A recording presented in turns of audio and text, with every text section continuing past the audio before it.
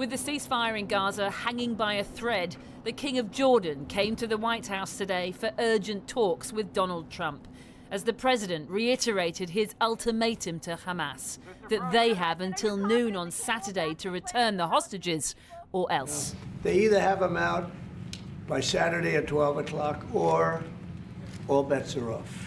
Was he talking about American retaliation? The president didn't say, but the threat was clearly there and clearly echoed by Israel's prime minister today. If Hamas does not return our hostages by Saturday noon, the ceasefire will end, and the army will return to intense fighting until Hamas is finally defeated. The joint ultimatums came after Hamas last night said it would delay the release of hostages from Gaza this weekend, claiming Israel had broken promises in their ceasefire deal. The humanitarian aid wasn't flowing and Palestinians were being prevented from returning to the north of the Strip. But President Trump wasn't buying it. And you know, I have a Saturday deadline, and I don't think they're going to make the deadline personally. I think they want to play tough guy, but we'll see how tough they are. Trump says he wants to bring peace to the Middle East, but his plan to take over Gaza and his threats to Hamas have instead brought chaos to the peace process. But he insists things are on track, and today is hoping to strong-arm the King of Jordan to take some of the nearly 2 million Palestinians he plans to remove from Gaza as part of his real estate makeover. Where I want them to live, it's going to be where we ultimately choose as a group. And I believe we'll have a parcel of land in Jordan. I believe we'll have a parcel of land in Egypt. We may have someplace else, but I think when we finish our talks, we'll have a place where they're going to live very happily and very safely.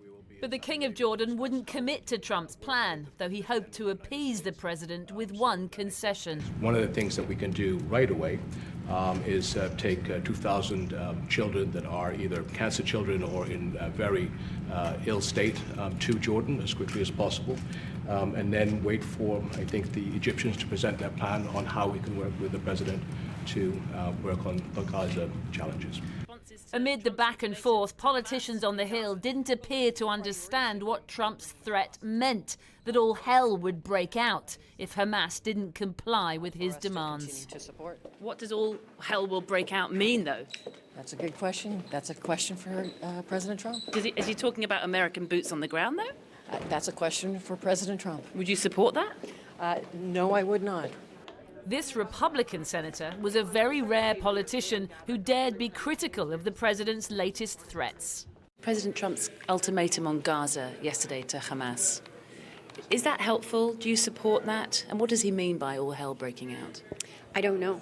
I think that's a question that is clearly best directed to President Trump. And his view to take over Gaza. Obviously, the King of Jordan is here today, and to persuade them to take millions, 2 million Palestinians. Is that a proposition that you think can work? My guess is that it is not going to be welcomed. How? How is it possible for them to do? And so it may be very easy to say somebody else will just take these people. Easier said than done. So I think the response today is going to be very important. The response from Jordan today seems to be, we hear you, President Trump, but we're not ready to commit to your real estate deal just yet. It's a war-torn area. We're going to take it. We're going to hold it. We're going to cherish it. But President Trump seems determined to make his Gaza plan happen regardless. Siobhan Kennedy reporting from Washington. Well, Jordan has already absorbed waves of Palestinian refugees. Almost 2.5 million people are registered as such with the United Nations. But if Jordan and Egypt were to suddenly take in millions of displaced Gazans, it would put decades of relative stability at significant risk, as our international editor, Lindsay Hilsum, now reports.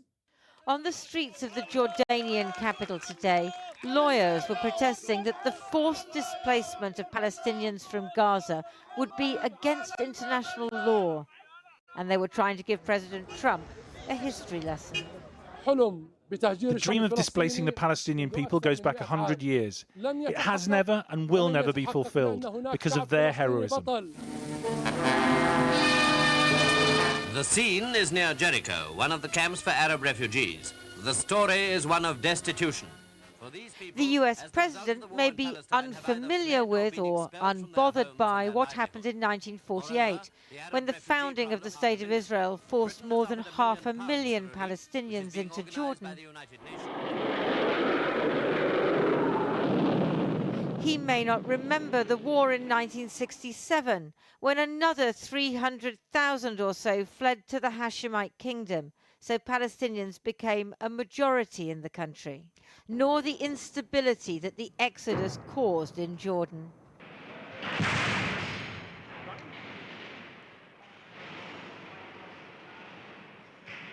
That was mortar. That was a mortar right in the front garden. In 1970, in what became known as Black September, Jordanian forces ended up fighting the Palestinian Liberation Organization, which was trying to topple King Hussein, the current Jordanian king's father. Well, I think Jordan and Egypt will, I know they've spoken about it with you, and they say they're not going to accept. I say they will. Will they? Knowing that accepting so many refugees might lead to the downfall of their own leadership? This takes us back to the 50s and 60s, even 70s, when Palestinian movements were trying to fight to get back to their homes. So it would destabilize these countries, their neighbors, the region, politically, economically, in security terms. It's not even worth bearing think about the consequences of such a move. Yesterday, the US Secretary of State, Marco Rubio, was meeting his Egyptian counterpart, Badr Abdelati, who is also likely to have resisted the idea of accepting Palestinian refugees. Since the ceasefire, it's become clear that Hamas is still active in Gaza. The movement has its roots in the Muslim Brotherhood, the Egyptian government's most potent domestic enemy. They would surely fear Hamas fighters infiltrating Egypt, quite apart from the fury of their own population about the forced displacement of Palestinians. Across the Arab world, should Gaza be ethnically cleansed, should many more tens of thousands of Palestinians be killed, the anger on the streets and just how much of the world will hold Egypt and Jordan complicit in an ethnic cleansing of Gaza. This is something that they very much fear. President Trump is, of course, right. Gaza is largely uninhabitable. It will take decades and billions of dollars to rebuild. It is unsustainable to expect people to live indefinitely in rubble. Israel and regional powers need to find a solution. But the history of the Middle East is a tale of outside interference and internal strife, where a violent, tragic past is only too often a guide to the future. Lindsay Hilson reporting. Well, Fleur Hassan-Nahum is an Israeli Foreign Ministry Special Envoy and previously served as Deputy Mayor of Jerusalem. She joins me now from that city. Thanks for coming back on the programme. Let's start with the ceasefire deal, if I may. I mean, from what the President has been saying in Washington, from what your Prime Minister has been saying, it looks as if the deal might be doomed by this Saturday at noon. Yes, it's very concerning because, of course, as you saw last Saturday when the 3 hostages came out looking like Holocaust survivors, you know, at this point, everybody's a humanitarian case. Anybody who's alive is not in good condition. And in fact, within Israel, there's a lot of debate as to whether we should have had the first phase and the second phase to begin with. Why are we drip releasing? Why are Hamas drip releasing these hostages? And why did we agree to this? It was almost extortion. Right. But this was a deal that was agreed to by all sides. You know, this is a deal that's, yes, that's been complied to so far until now. I mean, Hamas says that Israel is breaking the deal by not allowing enough fuel trucks in. Instead of 50 fuel trucks a day, they've only allowed in 15. Instead of 200,000 tents, they've only allowed 20,000 tents. And one gets the impression that Israel, by doing that, Hamas would say, doesn't actually want the Gaza Strip to be rebuilt in any shape or form. First of all, it's a lie that Israel is not complying with the ceasefire. And now we know that because the UN, who can be very critical of Israel, have said today that it's not true. That in fact, all the humanitarian aid that's supposed to go in is going in. And so they're fabricating a crisis like they've done before. Let's be honest. October 6th We also had a ceasefire with Hamas in 2023. Last year, over a year ago, when we had 100 hostages come out, we also had a deal with Hamas that they broke. So they are the ones who keep breaking these ceasefire deals and inventing excuses. I just wondered if I could ask you about the bigger picture. And this is what President Trump raised again in the Oval Office, talking to King Abdullah of Jordan. This idea that 1 million Gazans would be moved, one assumes forcibly, because none of them probably want to go, to Jordan, and 1 million to Egypt. I mean, is that, do you think that's a good idea? Well, why do you assume they wouldn't want to go? Because it's their home. Gaza's their home. But if it's unlivable right now, and there's been a lot of unofficial research, first of all, let's look at numbers. 10 years before October 7th, 250,000 Gazans, the ones who could get out, because Hamas would not let them leave. The ones who could get out had a bit of money to get themselves smuggled out, left. Since October 7th, the rich ones who could get out, 100,000, are in Egypt right now. So why don't we do something which nobody actually wants to do, which is ask the Gazans? Maybe they don't want to be cannon fodder for Hamas.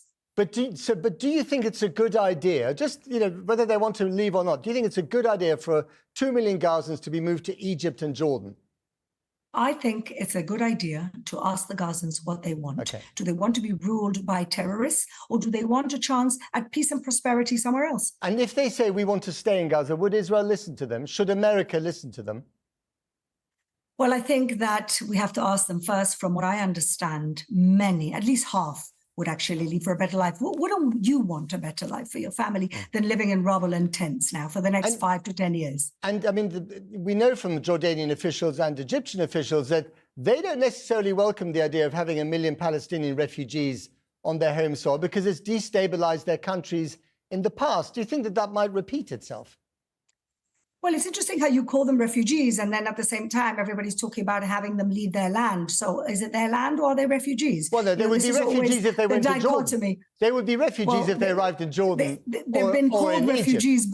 They've been called refugees by UNRWA since 1949. Okay. So there's always that debate, isn't there? But the debate I'm trying to have with you is whether you think that by having 1 million Palestinians from Gaza living in those two countries would be so destabilizing for those countries, but also ultimately that it might endanger the peace deals that you, Israel, have with Cairo and Amman. It's a good point, but what I would say is it depends who moves. If just regular families who are not involved in terrorism are moving, then why should there be a threat to anyone? The problem is, are the Muslim Brotherhood going to move from Gaza to Egypt? I can understand the Egyptians, I can understand the Jordanians, but if it's regular families who want a new life, Jordan has 80%, if not 85% Palestinians already. In fact, the leader of the opposition of Jordan has said the Palestinians should come to us because this is their land under their own national law. Right. So the Palestinians from Gaza that we've spoken to, in recent weeks and months, when presented with this idea, they've said, no, although the place is now a pile of rubble, this is our home. This is where we want to stay. So if they are forced to move, wouldn't that be ethnic cleansing? Well, again, I don't know who you've spoken to. I've received many, many messages, many, many videos, many families who want to leave, just as we've seen the trend over the last 10 years of people leaving when given the opportunity. And maybe there could be more opportunities in different countries and not just Jordan and Egypt, which I think also President Trump spoke about it. Israel has never said it's going to forcibly remove anyone. We just want to give people a choice. Fleur Hassan Ahum, thank you very much indeed. Thank you.